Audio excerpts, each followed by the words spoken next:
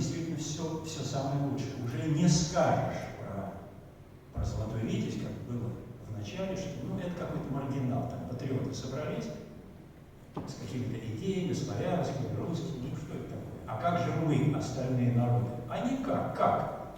А мы всех принимаем. Все, кто соответствует девизу, за нравственные идеалы, за возвышение души человека. И поэтому на «Золотом Витязе» за 30 лет участвовало до 60 стран мира.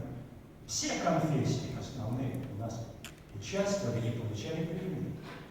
Što bi uvidjeli i uslušali naš mali doprinos po znakomstvu sa ruskim kulturnim nasleđem v Srbiji i v Balkanu.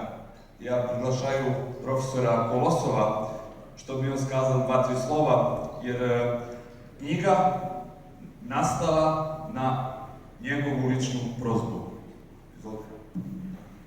Уважаемые друзья и коллеги, созданный 7 лет назад Центр Русского географического общества Сербии, первый центр нашего общества за рубежом, играет неоценимую роль в укреплении многовековых духовных связей между сербским и русским народом.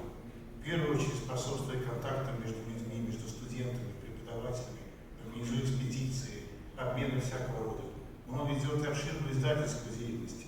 Я думаю, это замечательная книга, это энциклопедия о русских, которые работали в Сербии, внесли вклад в развитие сербской экономики, культуры, архитектуры и других областей.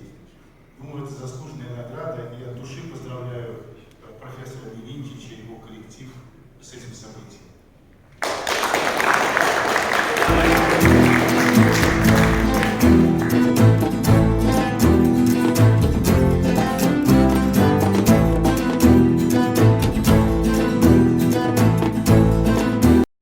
Taj slučaj kada nagrada završava u pravim rukama. Vrlo mi je drago da je Centar Ruskog geografskog društva u Beogradu i profesor Milinčić da su dobili nagradu Zlatnog viteza danas ovde u Moskvi za projekat identifikacije ruskog kulturnog nasleđa u Srbiji. Nadam se da će i naša ustanova, to jest Centar za srpske studije pri Institutu slovenske kulture u Moskvi, učestvovati u nekim budućim projektima sa ovim centrom, možda baš u procesu identifikacije srpskog kulturnog nasleđa u Rusiji.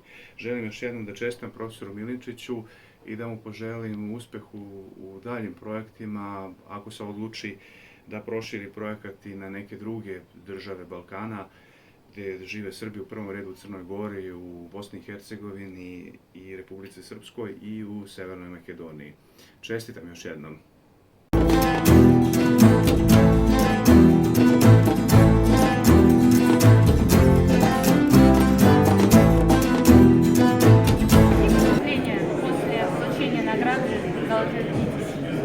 Prvo veliko iznenađenje je što raditi u Srbiji, u Beogradu, a da se naš rad prepozna tako daleko, 2000 km od Beograda, zaista veliko iznenađenje i za nas velika čast. Zapravo dokaz da smo možda na pravom putu i ako budemo nastavili rad na toj temi, a materijala ima u izobilju, možda ćemo za 2-3 godine zaista napraviti jedno vredno delo. Ovo za sada je zapravo samo jedan mali početak. Na sljedeći god još получите? Na sljedeći god ne, ali через 2 года mi gotovi što bi ponovo prišli k vami i probovali još jednog viteza polučiti. А есть уже какие-то мысли по поводу того, за что получать? U nas большое количество ideja. Mi smo zapravo bili spremni da na ovu ideju radimo ne samo na teritoriji Srbije, nego i Bosne i Hercegovine, i Crne Gore i Makedonije. Trenutno smo u situaciji da sakupljamo veliku količinu materijala i jednog trenutka će od tog materijala zapravo nastati neko vredno delo. Budem ždati. Da, тоже.